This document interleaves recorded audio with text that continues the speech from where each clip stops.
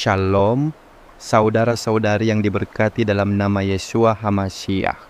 Tahukah kamu bahwa murid-murid Yeshua sendiri tidak langsung percaya bahwa yang bangkit itu adalah Yeshua, dan malah mereka ketakutan menganggap Yeshua adalah hantu karena mereka tidak memahami apa yang sedang terjadi. Yohanes 20 ayat 19, ketika sudah malam pada hari itu, yaitu hari pertama minggu itu, dan pintu-pintu telah ditutup di tempat para murid berkumpul karena takut kepada orang-orang Yahudi, maka datanglah Yesus dan berdiri di tengah-tengah mereka, dan dia berkata kepada mereka, "Damai sejahtera bagi kamu." Mereka tidak menanti Yeshua dengan penuh iman. Murid-murid bersembunyi karena takut.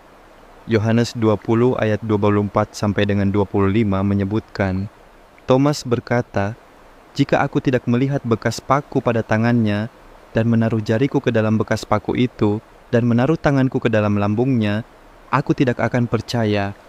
Thomas tidak percaya walau sudah diberitahu. Yohanes 20 ayat 27 sampai 29. Yeshua berkata kepada Thomas, "Taruhlah jarimu di sini, dan jangan tidak percaya, tetapi percayalah." Thomas menjawab dan berkata kepadanya, "Tuanku dan Elohimku." Yeshua berkata, "Karena engkau telah melihat aku, engkau percaya. Berbahagialah mereka yang tidak melihat, tetapi percaya." Iman para murid terhadap Yeshua sebagai Yahweh yang bangkit tidak langsung terjadi secara otomatis, meskipun mereka melihatnya dengan mata mereka sendiri. Justru, ada proses rohani yang sangat dalam, dan Roh Kudus terlibat secara aktif dalam menyingkapkan siapa Yeshua sesungguhnya setelah kebangkitannya. Yeshua sendiri membuka pikiran mereka melalui firman. Lukas 24 ayat 44, lalu dia berkata kepada mereka, "Inilah perkataanku, bahwa semua yang tertulis tentang aku dalam Torah Musa dan para nabi dan mazmur harus digenapi." Kemudian, dia membuka pikiran mereka untuk memahami kitab suci. Pemahaman bahwa Yeshua adalah penggenapan semua nubuat Yahweh, bahkan bahwa dia adalah Yahweh, tidak terjadi otomatis, tapi harus dibukakan secara rohani. Murid-murid yakin sepenuhnya setelah Roh Kudus dicurahkan. Sebelum Pentakosta, murid-murid masih takut, bingung, sembunyi di ruang atas. Setelah Roh Kudus turun, mereka berani bersaksi bahwa Yeshua adalah Yahweh, bahkan siap mati. Petrus pun mulai bersaksi setelah dipenuhi Roh Kudus. Kisah Para Rasul 2 ayat 32 sampai 36. Yeshua inilah yang telah dibangkitkan oleh Elohim. Karena itu, seluruh kaum Israel harus mengetahui dengan pasti bahwa Elohim telah menjadikan dia sebagai YHWH dan HaMashiach, Yeshua yang telah kamu salibkan itu. Kata menjadikan artinya menyatakan secara terbuka bahwa Yeshua adalah Yahweh yang telah bangkit. Melihat kebangkitan Yeshua tidak otomatis membuat murid percaya bahwa dia adalah Yahweh. Iman yang sejati hanya lahir saat Roh Kudus membuka hati dan pikiran mereka terhadap firman. Itulah sebabnya pengalaman Roh Kudus dalam hati adalah syarat mutlak untuk benar-benar mengenal Yahweh dalam Yeshua. Apa yang menjadi indikator yang tepat untuk kita jadikan acuan agar kesaksian orang lain, baik itu pendeta, pastor, penceramah, atau melalui media lainnya, adalah benar kesaksian mereka dituntun oleh Roh Kudus? Pertanyaan ini sangat penting di zaman sekarang, ketika banyak orang bersaksi dan berkhotbah menggunakan nama Tuhan, Yesus, atau Roh Kudus, tetapi tidak semuanya berasal dari Roh Kudus. Berikut ini indikator utama berdasarkan Alkitab agar kita bisa menguji dengan benar apakah kesaksian itu benar dituntun oleh Roh Kudus. 1. Meninggikan Yeshua sebagai Yahweh yang nyata dan satu-satunya jalan keselamatan. Yohanes 15 ayat 26.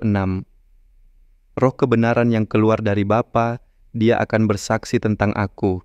Roh Kudus tidak pernah meninggikan pribadi lain selain Yeshua dan tidak akan mengaburkan identitas Yeshua sebagai Yahweh. Jika kesaksian seseorang membuat Yeshua seperti nabi besar saja, menyebut Yesus, tapi mengajarkan ilah lain di atas atau di samping Dia, mengajarkan bahwa semua agama bisa menyelamatkan, itu pasti bukan dari Roh Kudus. 2. Sesuai dengan kitab suci, firman Elohim, bukan pengalaman pribadi semata. Yohanes 17 ayat 17, kuduskanlah mereka dalam kebenaran. Firman-Mu adalah kebenaran. Roh Kudus tidak akan memberikan kesaksian yang bertentangan dengan isi kitab suci. Bahkan pengalaman rohani yang hebat harus tetap tunduk pada kebenaran firman. Jika kesaksiannya menambah wahyu di luar Alkitab, bertentangan dengan Torah, nabi-nabi, Injil, mengajar hal-hal spektakuler, tapi tidak ada dasar firman, itu bukan dari Roh Kudus. 3. Menghasilkan pertobatan dan kehidupan yang kudus. Yohanes 16 ayat 8. Dan ketika Dia datang, Dia akan menginsafkan dunia akan dosa, kebenaran, dan penghakiman. Jika Roh Kudus hadir, hasilnya bukan hanya kehebohan rohani, tapi pertobatan, rasa takut akan Elohim, dan hidup yang diubahkan. Jika kesaksian hanya menghibur tapi tidak menegur dosa, mengangkat motivasi tanpa arah pertobatan, menggiring orang pada kesenangan duniawi atas nama berkat, itu bukan dari Roh Kudus. 4. Memuliakan Yahweh, bukan memuliakan diri pembicara atau organisasi. 1 Korintus 2 ayat 1 sampai dengan 5. Aku tidak datang dengan kata-kata indah atau hikmat manusia, supaya imanmu bukan bergantung pada hikmat manusia, melainkan pada kuasa Elohim. Kesaksian sejati tidak membuat orang terpukau pada pembicara, tapi membawa jiwa makin tunduk kepada Yahweh. Jika isi kesaksiannya membesar-besarkan pengalaman pribadi dan reputasi gereja, membuat orang bergantung pada figur pemimpin, bukan Yeshua, itu bukan dari Roh Kudus. 5. Diuji dan diterangi oleh Roh Kudus dalam diri kita juga. 1 Yohanes 2 ayat 27. Namun kamu telah menerima urapan darinya, dan kamu tidak memerlukan seorang pun untuk mengajar kamu.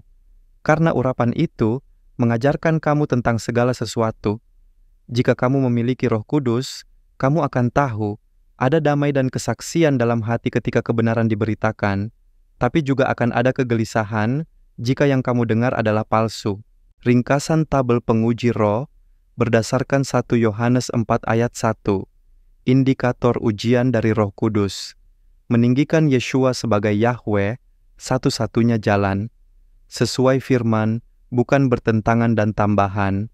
Menghasilkan pertobatan dan kekudusan hidup. Tidak memuliakan manusia atau organisasi. Memberi damai dan kesaksian dalam roh kita. Ujilah segala sesuatu dan peganglah yang baik. Jangan terpesona oleh kepandaian, kuasa, suara bagus, atau popularitas. Roh Kudus tidak bisa dipalsukan oleh kemasan manusia. Roh Kudus selalu menyatakan Yeshua sebagai Yahweh, menginsafkan dosa, membawa pertobatan, dan memuliakan Elohim, bukan manusia.